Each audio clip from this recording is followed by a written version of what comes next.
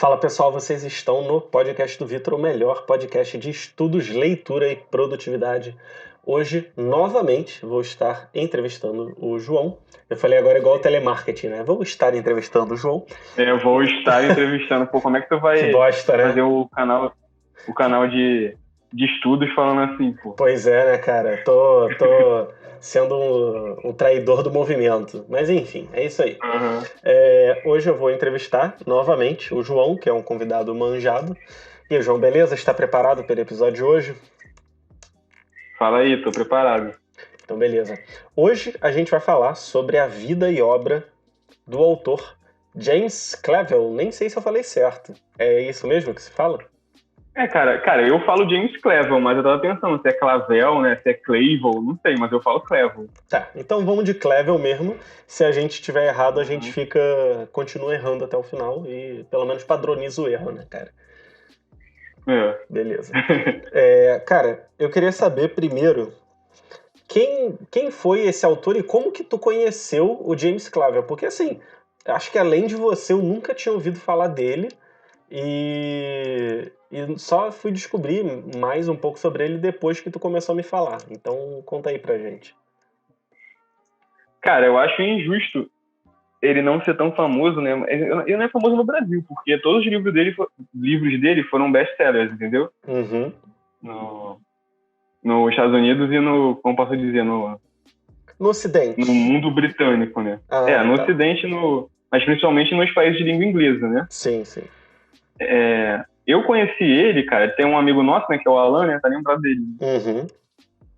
Que, cara, eu não lembro como ele ficou sabendo do livro que é o Shogun, né? Que é um dos livros do James Clavell. E ele falou, caraca, cara, um livro, pô, da história de samurai, de história do Japão, não sei o que. Tipo, isso tem muitos anos já. Eu nem sabia quase nada da história do Japão na época. E nem lia muitos livros. Eu queria ler um livro de samurai, sabe? Era o mínimo que eu queria. Sim. Aí ele foi e tava lendo esse livro e falou que era muito bom, você queria me contando, né, a história. Até que ele me emprestou. Aí eu li, e a partir daí que eu comecei a conhecer o James Clavell, entendeu? E comecei a entender mais a história do Japão e da Ásia de forma geral, tudo através do livro dele. Depois eu até fiz o curso de História do Japão, mas tudo começou através do livro de James Clavell. Então foi ele quem despertou o teu interesse pela história do Japão, além dos animes, né? Isso, além dos animes foi ele, porque o livro dele, esse Shogun, depois eu falo mais do Shogun, né? Mas, cara, tipo assim, dá pra você estudar por ele, entendeu? Sim, sim. É isso que é bom que eu já ia até perguntar sobre isso. Cara, os livros dele, eles são todos a respeito da história do Japão ou só o Shogun? Não. Ele tem... Vou falar sobre os livros dele. Tem a saga que se chama a Saga Asiática, né? Uhum. Primeiro eu vou contar um pouco sobre a vida dele pra contextualizar. Beleza. Ele é australiano, se eu não me engano. Mas, cara, tipo, ele é australiano, ele tem cidadania americana. Tipo, eu acho que ele morreu na Suíça, mas viveu nos Estados Unidos, né, durante a velhice. E ele diz que é irlandês, é uma loucura. Eu nem entendi muito bem, mas sabe que tem pessoas que são, como posso dizer, que são cidadãos do mundo, né? Uhum. Mas ele nasceu na Austrália e ele serviu no Reino Unido na Segunda Guerra. E em determinado momento da guerra, não lembro se é um avião dele que caiu ou um navio que ele estava que afundou. E afundou lá na Malásia. Java, na Malásia, né? Deixa eu ver aqui rapidinho para confirmar. Uhum.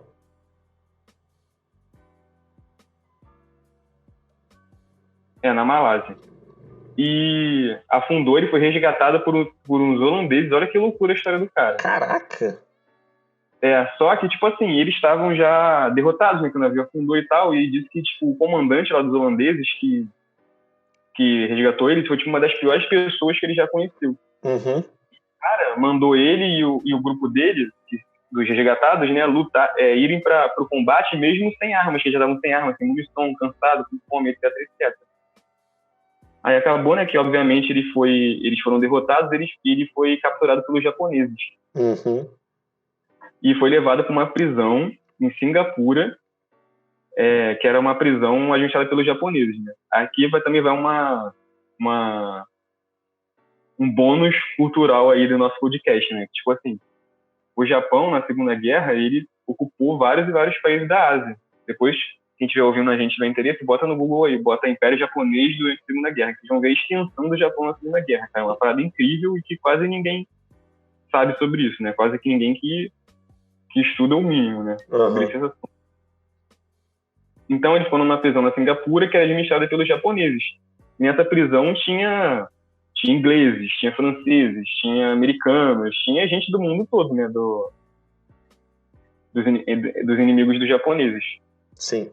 E ele disse, cara, que nessa prisão, por mais que ele tivesse as piores condições, né, de alimentação, de saúde, de condições sanitárias, era maltratado, né, pelos japoneses, etc., foi ali que ele aprendeu, que foi o tesouro da vida dele, onde ele aprendeu tudo que ele veio fazer depois, entendeu? Uhum. Porque nessa prisão ele diz, né, que ele conheceu pessoas do mais baixo, da mais baixa classe, né, entre aspas, até a mais alta. Tava todo mundo vivendo ali junto. Sim. Dos caras mais malandros aos caras mais lerdos, vamos dizer assim, né? De todo mundo dando um jeito para sobreviver ali, né? Conheceu várias e várias histórias diferentes. E a partir daí, cara, que ele começou a desenvolver o pensamento de que depois ele colocou nos livros. Uhum. Pô, cara, a vida dele é praticamente um livro, né? É a história de um livro. Isso, né? Cara. Caraca. Mas aí, cara, é tão maneiro que eu vou falar mais sobre. Tem um livro dele que a galera até diz que ele é o personagem principal, mas isso não fica claro, entendeu? Sim, sim. E, cara, você falou, né, que aí ele se inspirou nessa experiência, né, tão drástica para escrever os livros dele. Uhum. E, cara, eu tava dando uma olhada, me parece que todos os livros dele de ficção são sobre países orientais, né? É isso mesmo? Uhum. Isso aí.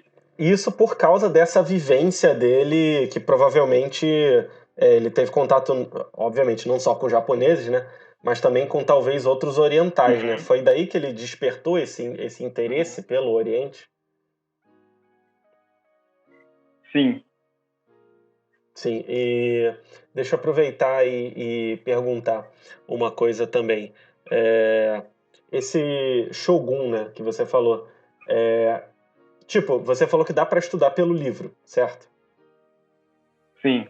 Cara, tu acha que todos os livros dele têm uma boa fundamentação histórica ou calhou de ser esse único?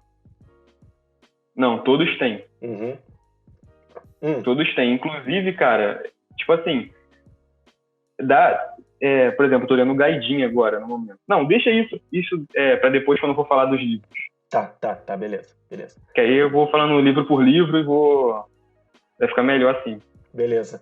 Vamos falando então agora livro por livro, desde o primeiro até o que você tá lendo agora. Tá. Beleza? Então, ele foi, tipo, logo depois dessa vivência dele na prisão, né? Ele começou a fazer uns filmes, ele é diretor, mas eu nunca vi nenhum filme dele, né? Nossa, maneiro. E depois ele escreveu o primeiro livro, que é o Shang, né? Uhum. Que é... Olha só, a história do livro. É sobre um cara que viveu nessa prisão, onde ele ficou capturado. Uhum. E era um cara, tipo assim, que ele conseguia se virar, ele era malandrão em todos os sentidos, um americano. Uhum. E no livro, eles estão com fome lá, o cara inventa um esquema lá de, tipo, criar uns ratos, né? Aí eles comiam os ratos, vendiam os ratos, né? Porque, tipo, uma situação de fome extrema. E o cara começou a se tornar, entre aspas, o rei da prisão nessa parada. Aí o nome do livro é Shang, o Rei Rato. Que Shang é a prisão e o Rei Rato é ele, né? No caso, o personagem. Mas é esse livro que as pessoas acham que ele é o personagem? Isso. Aí tem um personagem que é o Peter Marlowe, no livro, que a história dele é igual a do James Cleveland, entendeu? Uhum. E tipo então assim, não é ele o rei, né, do negócio. Ele não é o rei, ele é tipo o cara que tava lá observando e aprendendo, que todo mundo diz que é o James Cleveland, né, os fãs, né? E o legal, cara, é que essa família Marlowe aparece em todos os outros livros que passam em épocas diferentes. Tipo, E eu queria até saber mais sobre a família dele para ver se realmente, tipo, essa família Marlowe seria a família dele, entendeu? mas aí não necessariamente os mesmos personagens, né? Só da mesma família. Isso, não são os mesmos personagens. Sim, E esse livro se passa em 1945, nessa prisão japonesa, né? E vai contando o dia a dia desses prisioneiros da aliança, né? Uhum. Nessa prisão, como eles vão se virando. E, cara, tipo, os livros dele geralmente tem muitos e muitos personagens. Isso até, às vezes, difícil, né? De você, enquanto você tá lendo, lembrar de todo mundo, porque são muitos personagens e todos eles, cara. Não tem um personagem que aparece que não tenha... que seja, como posso dizer, que seja simples, que seja vazio. Todos eles têm a complexidade, todos eles têm história, sabe? É tudo tipo, muito bem escrito, é muito completo. Eu acho até que não sei se é por ele ter essa experiência como diretor de cinema, né? Cara, eu acho que todos os livros dele você conseguiria fazer uma série, um filme, sabe? Cena por cena. Parece que tá ali escrito já o script. Sim. E, cara, isso aí... totalmente completo. Isso aí que você falou, achei maneiro, porque geralmente livro que tem muito personagem, cai um pouco isso, e geralmente eles focam num ou dois, né? Mas pelo que você falou, ele dá um trabalho legal pra todos, né? Em todos, até os secundários, assim, né? Isso é assim, geralmente nos livros dele tem núcleos. Vou pegar esse da prisão como exemplo. Como se num capítulo são os ingleses tem 3 ingleses que são amigos. Um capítulo fala sobre eles. O outro fala lá sobre um australiano, que era um guarda que era mó vacilão, mó filha da mãe na prisão. Aí fala sobre esse australiano. No outro fala sobre os japoneses, entendeu? Tipo, todo mundo tem a história e geralmente, cara, apesar de ter um personagem que você pode até considerar como personagem principal, não é um personagem principal como nos outros livros, que a história é contada por causa dele. A história é o completo do livro, entendeu? Sim, sim. Pô, cara, eu acho maneiro porque eu já tô, sei lá, mais de um ano atrás de algum livro que seja assim. Aí, porra, tu falando agora deu até vontade de ler. Mas é bom saber, saber. E o James Cleveland, cara, eu já falei naquele outro podcast lá que a gente fez, nem lembro qual foi, que a minha vida é insistir para outras pessoas fazerem as coisas. Eu nunca consegui fazer com que ninguém lesse o James Cleveland. Até tentei fazer minha namorada ali, ela começou a ler o Shogun, só que ela não gostou, né? Porque eu confesso que eu tenho um ritmo lento, né? Não, e, cara, inclusive você já insistiu várias vezes pra eu conhecer o James Cleveland e eu sempre fiquei relutante, né? Não sei porquê, né? Eu acho que, eu vou te falar, eu acho que é um preconceito de não ser um autor consagrado aqui no Brasil. Mas, pô, do jeito que tu falou, de detalhes aos personagens, e, pô, eu gosto muito de livro que foca no personagem, sabe qual é? Até filme, série que foca no personagem. Por isso que eu gosto tanto daquele anime Legend of the Galactic Heroes, que o foco é só os personagens, né? E, cara, hoje em dia... Não, fala. Tipo assim, os personagens dele, cara, tipo assim, às vezes é sei lá, 2, 3 páginas só falando o que o cara tá pensando, entendeu? Porra, me amarro nisso, cara. Me amarro nisso. Isso, tipo assim, só que são tantos personagens com tanta história que muitas vezes você vai acabar esquecendo. Mas, às vezes, conta a história do cara, tipo assim, o cara apareceu nessa prisão, né, por tal motivo. Aí conta a história de como era na casa dele, depois como foi a vida dele na guerra, por que ele foi para lá, entendeu? Pô, isso é bom. E isso com muitos e muitos personagens. Pô, tu já leu Dostoiévski? Não. Cara, mas quero ler. Pô, ele tem esse estilo, só que assim, eu li só 2 livros dele, né? O Crime e Castigo tem um personagem principal muito claro. Mas no Irmãos Karamazov, ou Karamazov, sei lá, são vários personagens assim, e fica tipo... Do nada ficam umas 10 páginas os caras discutindo filosofia e o pensamento do cara. Então acho que devem ser autores que conversam muito entre si, sabe qual é? Cara, e outra característica dele, que para mim é a principal e é a que mais faz gostar dele, é que no meio de todas essas histórias de personagens, ele vai mostrando a cultura de cada país, porque geralmente todos os livros dele tem pessoas de vários países, entendeu? E vai mostrando aspectos da cultura, e não é aquela parada estereotipada. Sabe, é de uma pessoa que você sabe que teve a experiência de em vários países, de conhecer pessoas de vários países e a personalidade, né? E a cultura que essas pessoas trazem. E ele coloca tudo isso no livro, e você vai aprendendo muito, cara. Sim. E, pô, pelo que você falou, é justamente por causa dessa experiência que ele teve, né, cara? Foi, Isso assim, aí. a gente brinca, né, até entre nós que o pessoal fala, multiculturalismo, mas é sempre uma coisa vazia. Mas esse é o cara que é verdadeiramente multicultural, né? Porque ele teve contato Uhum. verdadeiro com várias culturas, né? Pode crer. E beleza, e além desse livro, tem alguma outra coisa que você ainda queira falar desse ou vamos pro próximo?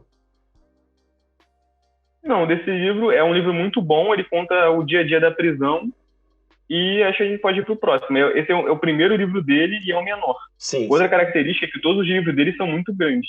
Ah, isso é bom, cara. Porra, cara, por que que tu não me falou? Se você queria me convencer, tinha que me falar essas porra antes, pô. Que aí eu já teria Eu lido. já devo ter falado. Já devo ter falado. Enfim, vamos lá, continuando. Segundo livro, então, fala aí.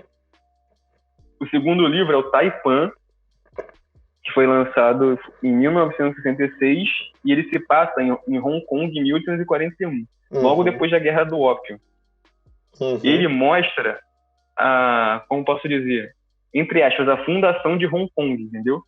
sim. Que logo depois da Guerra do Ópio, os ingleses meio que forçaram, né, que a China se abrisse para comercializar com os europeus, e eles tiveram vários conflitos, né? Não vou entrar muito na Guerra do Ópio aqui, mas resumidamente, no final, como consequência da guerra, a China deu uma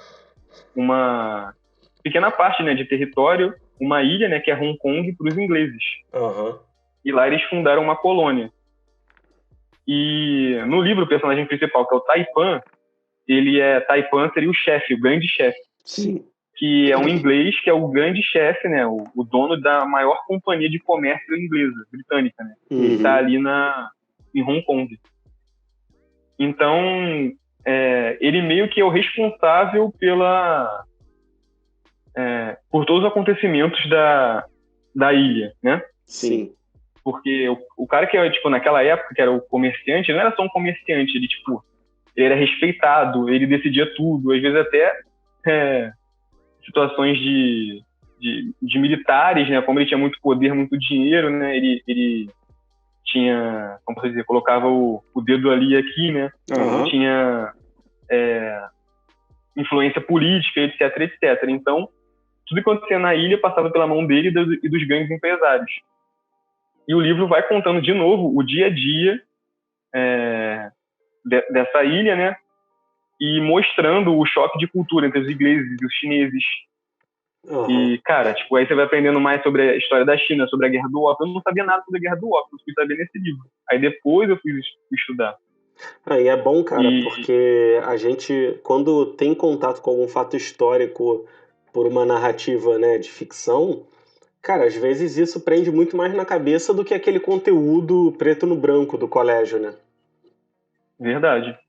E no livro, de novo, tem russos, tem prussianos, tem alemães não, né? Prussianos, tem ingleses, americanos, todo mundo ali envolvido e todo mundo mostrando o interesse dos seus países na época, o pensamento, a cultura e etc, etc. De novo, um aprendizado enorme esse livro e eu não sei se esse é o meu livro favorito dele, eu fico em dúvida, entre esse e o Shogun.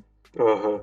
E esse negócio que você falou do choque de cultura, cara, eu imagino que realmente deve ter sido o que ele viveu, né? Porque primeiro ele teve contato com os holandeses lá, depois os japoneses e depois os diversos povos da prisão, né? Então acaba Uhum. que o autor ele sempre bota um pouco do seu DNA na obra, né? Nunca é uma coisa isenta, por assim dizer. Cara, vou contar uma passagem curiosa do livro Uhum, e, assim, uma parada meio polêmica, né? tá. Posso falar? Fala, pô. Tipo assim, ele tem uma amante chinesa, né? Que é a Mei Mei. Aham. Só que essa Mei Mei, quer dizer, ele e o Taipan, né? Que é o personagem principal, que é o Dirk Struan. ele tem uma amante chamada Mei Mei, que é chinesa. E ela tipo, é tratada como uma rainha, né, por ele, e ela é toda cheia de vontade. Uhum. Aí, em dado momento do livro, ela começa a infernizar ele, com todas as vontades dela, tipo, começa a perturbar, a querer se achar demais, né? Aí ele fica meio sem saber o que fazer, aí chega uma... Eu não lembro se é a empregada da chinesa lá e fala pra ele, olha só, Taipan, você tem que chegar lá e, tipo assim, tu tem que, entre aspas, meter a moral nela. Tem que esculachar ela, tipo, brigar com ela e mostrar que quem manda é você. Que ela vai te respeitar pra sempre. Aí ele vai lá e, tipo, briga com ela, ele grita, tipo, esculacha ela mesmo, até bate nela no livro. Cara, tipo, a mulher passa a respeitar ele na hora, e não por medo, né? E sim por respeito mesmo, porque ele se impôs. E isso acontece... Politicamente incorreto, né? Mas tipo, a pessoa que lê tem que saber que o livro se passa no século XIX, né? Vai, continua. Mas, tipo assim, isso acontece também com os homens, os chineses. E depois com os japoneses também. Às vezes, tipo assim, no livro que eu tô lendo agora, o Gaijin, por exemplo, o samurai chega lá boladaço e o cara não tá nem entendendo o inglês, né, por exemplo, não tá nem entendendo o que o cara tá falando. E o samurai tá lá dando um esporro nele. Se você tentar negociar ou falar, vamos dizer assim, entre aspas, com educação, o japonês cresce pra cima de você, entendeu? Se você agir que nem ele abaixa a bola rapidinho. Isso acontece em alguns momentos no livro também. Isso. É um exemplo que eu tô dando que passa da personalidade das nacionalidades, vamos dizer assim. Sim. Pô, interessante, cara. Maneiro isso. E você acha que... Você consegue ver assim, claro que você falou que é um dos seus favoritos, então tem todo o aspecto subjetivo e tudo mais. Mas você vê, assim, tecnicamente, você vê uma melhora da qualidade de escrita do autor?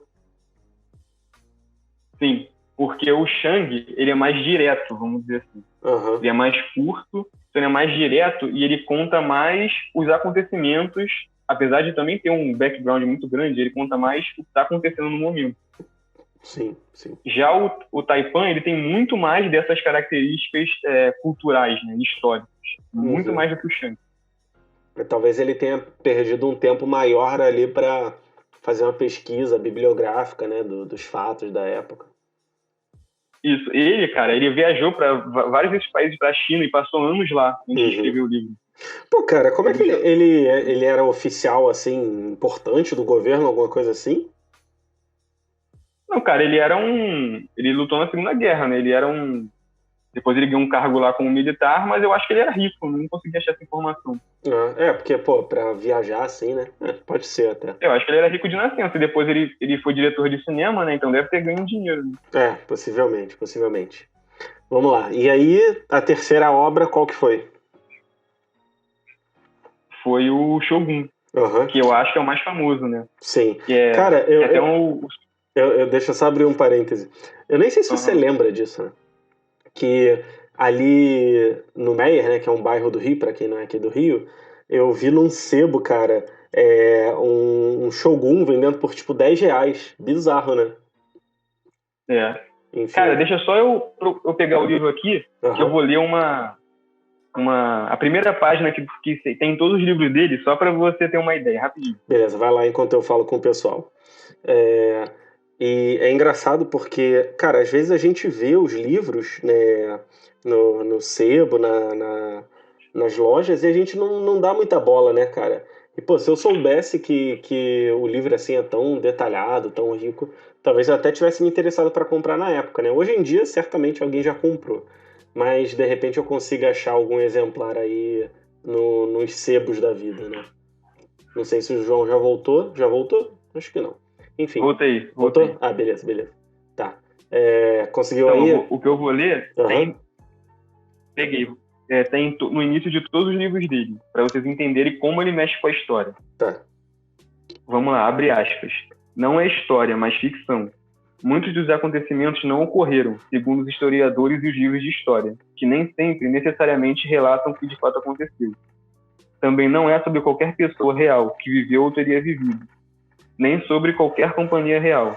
Reis, rainhas e imperadores são corretamente indicados, assim como os generais e outras pessoas de posições elevadas. Além desses, joguei com a história, o onde, como, quem, porquê e quando, para atender à minha própria realidade e talvez contar a verdadeira história do que aconteceu.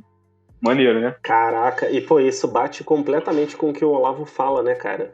De que a literatura, as boas histórias, elas são muito boas para mostrarem narrativas humanas reais, né? Independente de terem acontecido ou não, mas de mostrar bons exemplos de narrativas reais, né? E parece que esse autor ele consegue fazer isso bem.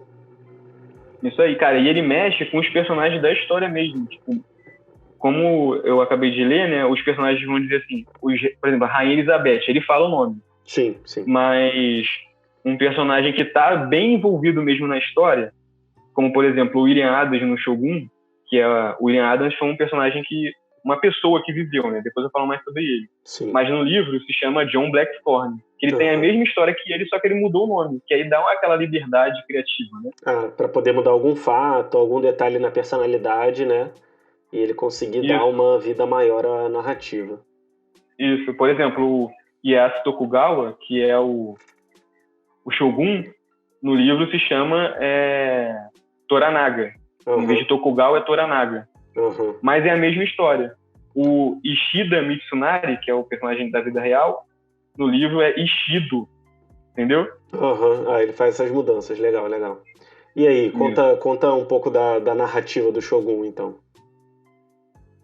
Cara, o Shogun, ele é fantástico porque ele conta um pouco depois do período Sengoku Jidai. Sengoku Jidai foi um período na história do Japão em que todo o Japão se descentralizou e começou a ter estruturas de poder bem locais, que são os clãs, né, que acabaram ficando famosos na cultura pop, né?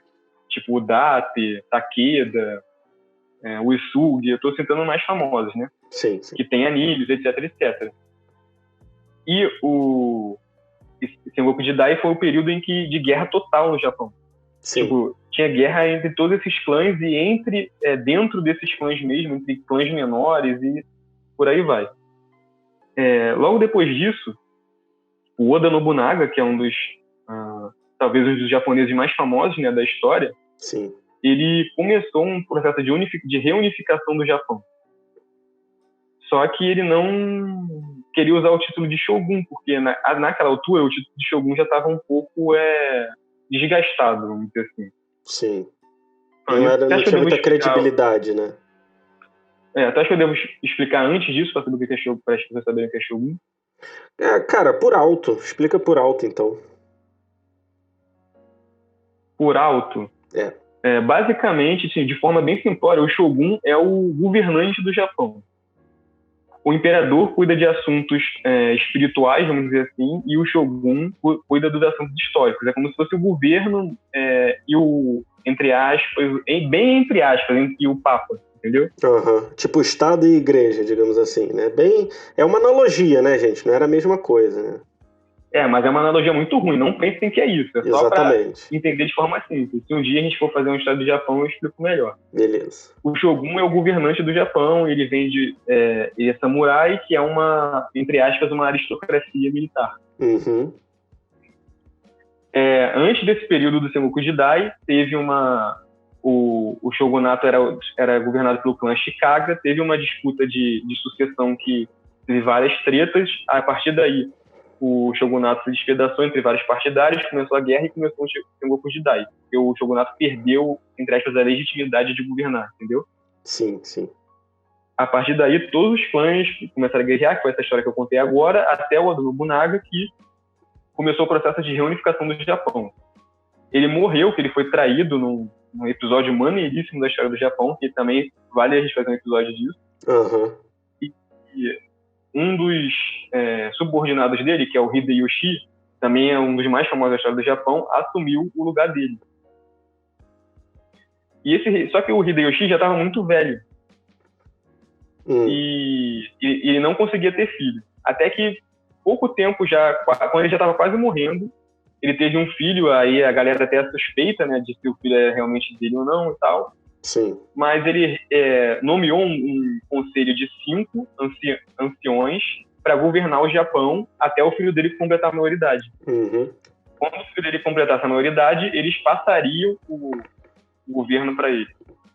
Sim. E dentro desses 5, desse conselho, tinha o Ieyasu Tokugawa, que no livro é o Yoshi Toranaga, e o Ishida Mitsunari, que no livro é o Ishido, que eram, entre aspas, os 2 mais influentes integrantes do conselho dos anciões que governavam o Japão. Sim. Só que eles já disputavam o poder entre si. Basicamente, nenhum deles queria seguir o desejo do Hideyoshi e passar o governo de volta para o filho dele, entendeu? Uhum. Mas, apesar de que o Ishida, aparentemente, ele até lutou por isso, mas eu acho difícil, né? Essa é a minha opinião já. Mas é esse contexto que o livro se passa. Sim. E bem nessa época, no ano de 1598, o Hideyoshi morre. Aí eles começam a disputar influência no filho dele, que é o Hideyori, que é um bebezinho ainda. E chega o William Adams, que na vida real se chama William Adams e na história se chama John Blackthorne, que é o personagem principal desse livro. E ele vai mudar tudo. Por quê? Ele vai acabar, depois de um tempo, colando no Ieyasu Tokugawa, e ele vai usar todo o conhecimento que o inglês, né, pode proporcionar em termos de armamento, de táticas de batalha, de mundo, cara, que os japoneses não tinham nem um mapa do mundo naquela época ainda. Uhum. Era um país muito fechado, né? Isso, eles tinham pouca noção do... Não, depois disso que o Japão vai realmente se fechar. Nessa época até era aberto, mas eles não tinham a tecnologia que os europeus tinham ainda. Sim.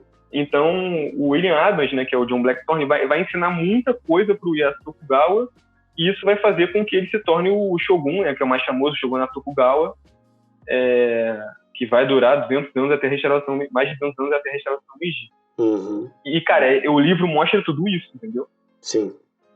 E mostra também, novamente, esse contato entre culturas, né? Que tem o inglês, e eu lembro que você me falou que tem um padre, tem os outros ocidentais também, né? Isso, cara, porque os portugueses chegaram... O livro se passa em 1600. Os portugueses chegaram no Japão, mais ou menos, se eu não me engano, foi 1473. Uhum. E eles meio que já negociavam com os japoneses as principais... O comércio deles, né? Armas, especiarias, etc. Sim. No meio disso, os jesuítas também chegaram no Japão. E eles tentavam converter o Japão ao catolicismo, né? Nessa época é a União Ibérica, né? Então Portugal e Espanha era a mesma coisa. Só que os portugueses e os espanhóis se odiavam. Então ele mostra isso no livro. Sim. E, tipo assim, você lê um livro de história, você pensa que a União Ibérica, pô, estão juntos e são aliados. Mas não, eles se odeiam. Uhum. Eles estão juntos por questões macro, né? De reis, etc. Mas as pessoas, né, comuns não se gostam. Sim. E o John Blackthorne, como inglês, ele é considerado um herege pelos portugueses e espanhóis. Só que, como ele não fala japonês, a única pessoa que ajuda ele é o português, cara. Entendeu? Uhum. Porque ele fala um pouco de inglês. Cara, é mó loucura, tipo, é muito bom. Você, aprende muito nesse livro. Você já viu o quanto que eu te falei aqui, né? Isso, cara, não é nem 10%. Sim. E, mas aí ele confia no português? Aí tem alguma treta envolvida? Não, tem várias tretas, cara. Tipo, ele não é que ele confia, ele não tem o que fazer, porque ele não consegue nem falar com as pessoas. Uhum. Ele se vê num lugar que você não conhece nada, não conhece nenhum costume. Tipo, a primeira vez que ele sai de casa, da casa lá, tipo assim, ele tá de navio, né, navegando, e o navio dele naufraga. Uhum. Aí ele é resgatado lá numa pequena vila japonesa. Uhum. Aí a galera toma conta dele lá e tal. Quando a primeira vez que ele sai da vila, ele tipo, vê um samurai e corta a cabeça de um cara na frente dele. Você imagina um inglês ver isso? Sim, né? Pois é. E para um japonês, isso é normal. O samurai ele tinha o direito de fazer isso, se ele quisesse. Sim. E... Fala, vai. Não, pode falar, vai.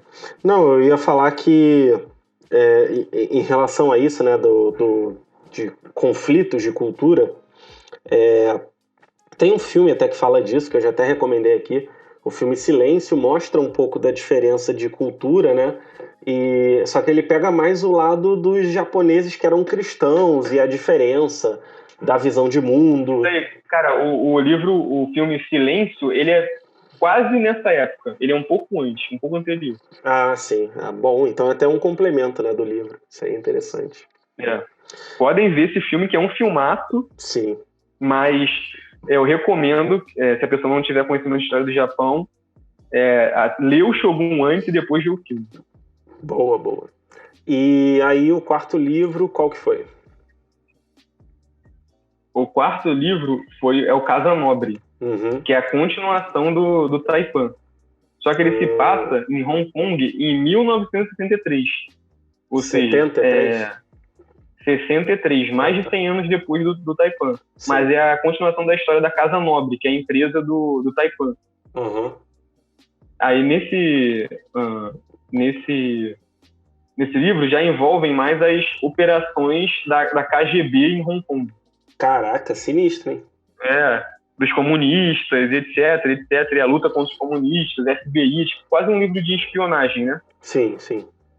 E todos os personagens estão envolvidos ali nessa treta.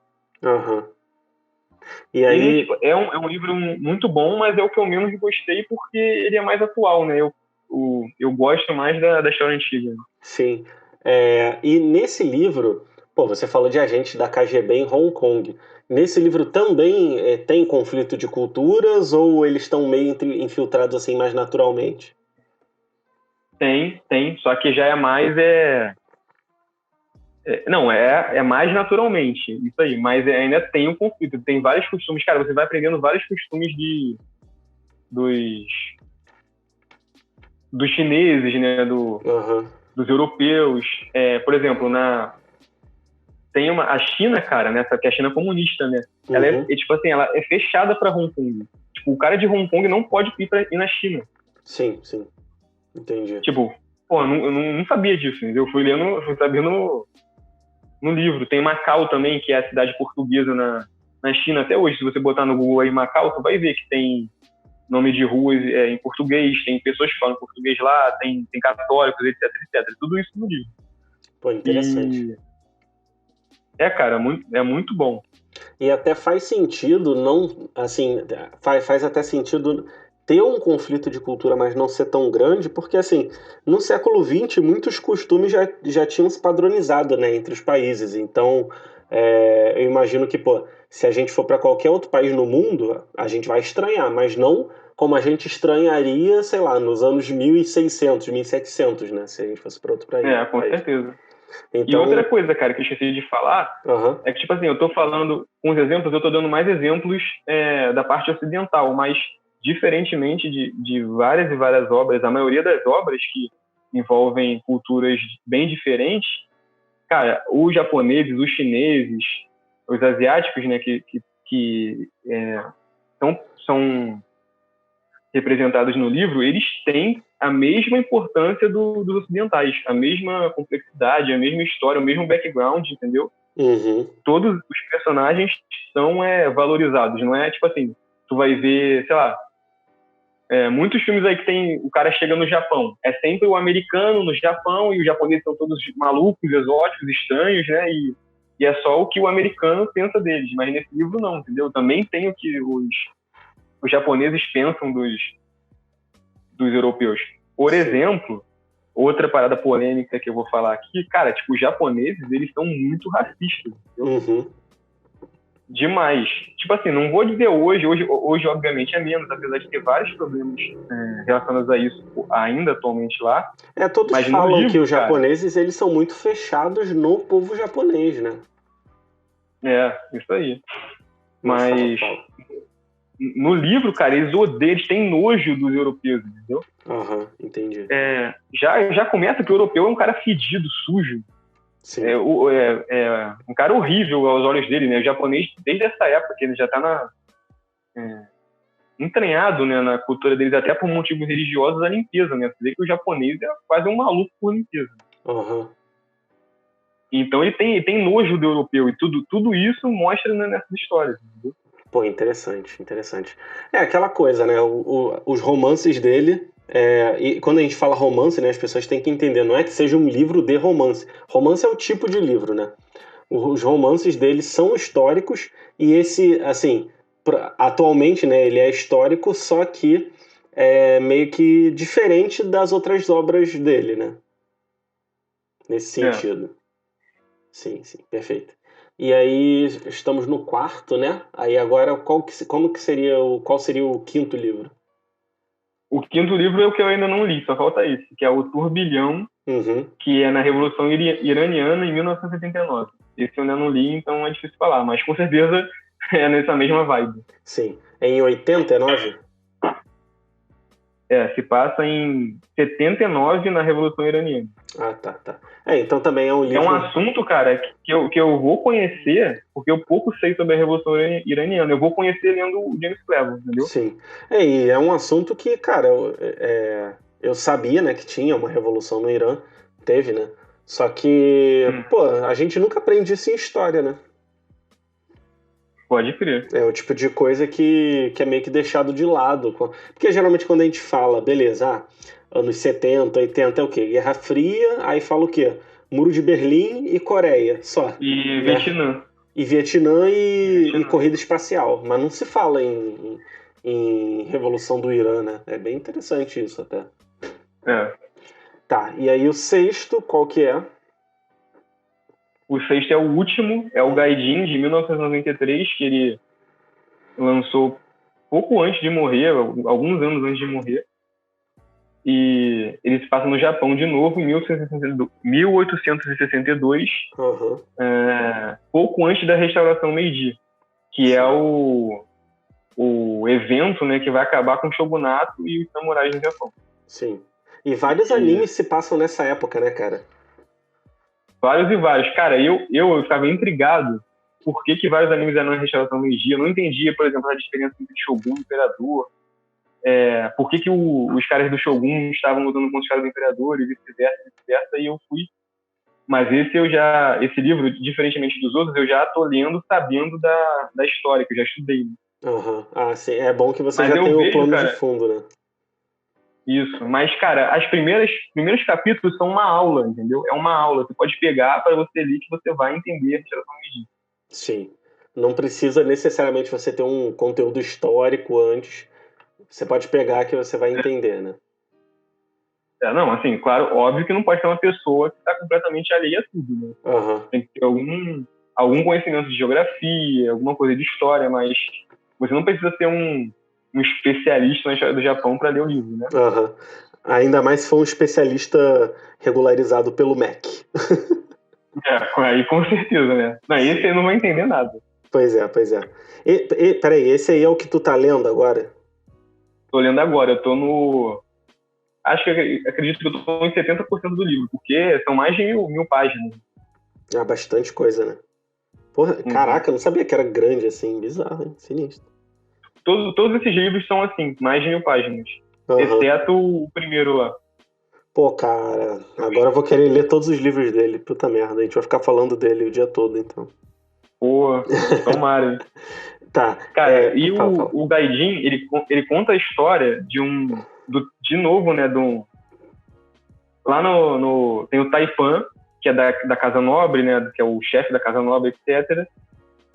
E é o neto do Taipan, que está no Aham, Japão, representando a Casa Nobre, e ele está dando uma volta lá, né, com os europeus. Tem a cidade de Yokohama, no Japão, que até hoje, né, tem pessoas descendentes de europeus lá, sim. e eles têm uma pequena cidade europeia ali dentro, que o shogunato permitiu.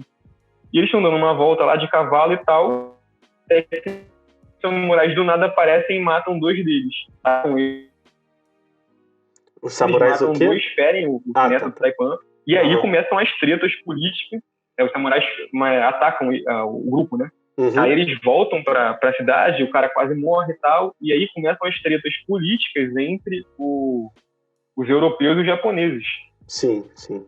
E no meio disso, cara, você vai entendendo por que o Japão acabou na restauração Meiji, por que o shogunato caiu, os, Sim.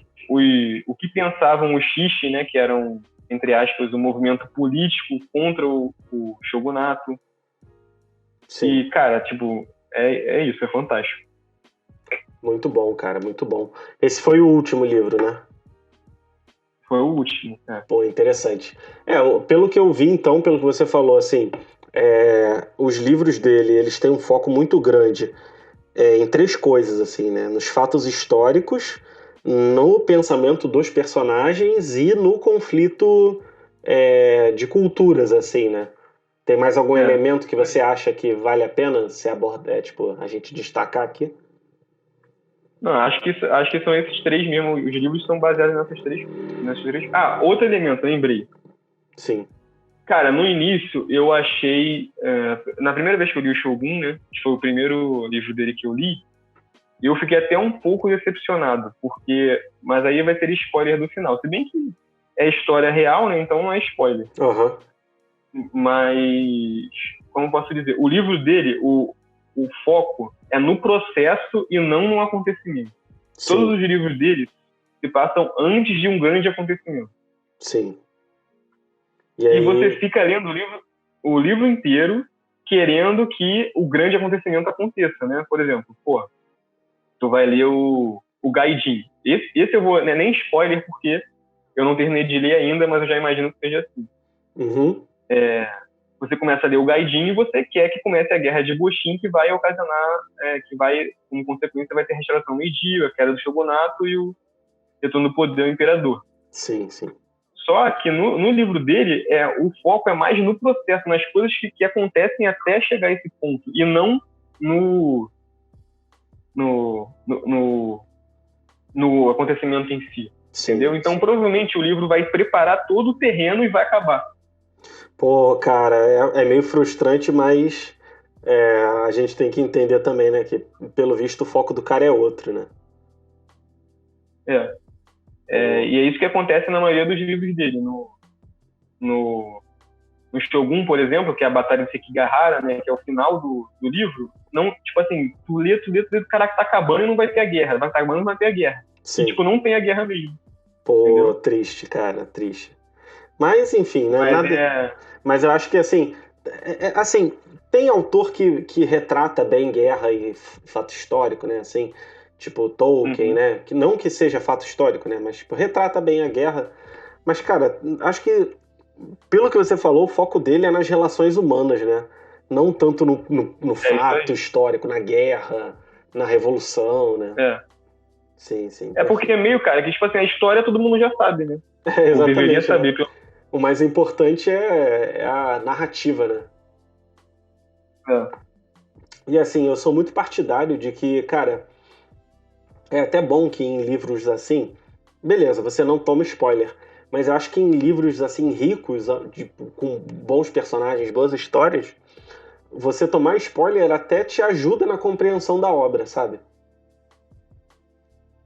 Não sei se você tem essa impressão. Tipo assim, esse livro é tão grande, é tão cheio de elementos que se o cara chegar a te contar o que vai acontecer, não vai mudar muita coisa. Sim, sim.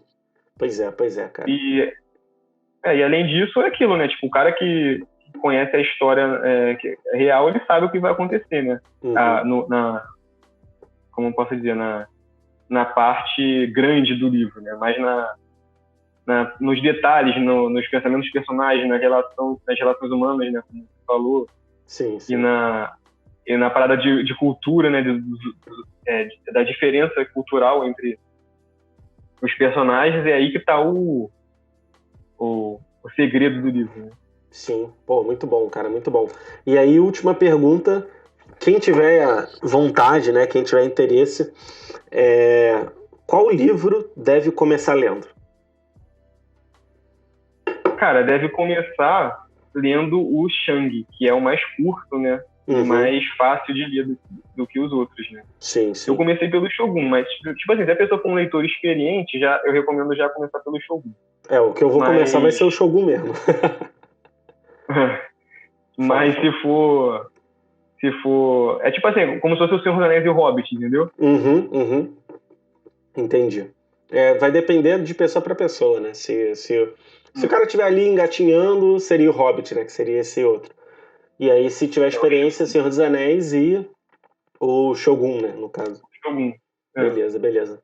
Muito bom, cara. Eu acho que a gente conseguiu cobrir bem aí, pelo que a gente já tinha falado, né, da obra. E, pô, valeu, cara. Espero você em próximo episódio, como sempre, né? Se tiver ideia aí de episódio novo, a gente grava sem problema nenhum. E valeu, cara. Valeu, até a próxima. Valeu. Sim, sim. Se inscrevam no nosso canal, A A Sociedade. sociedade, animes, música, filme, tudo da cultura nerd e muito melhor do que esses aí nerdcast da vida e muito mais engraçado. É isso. Valeu, galera. Pode crer. Valeu.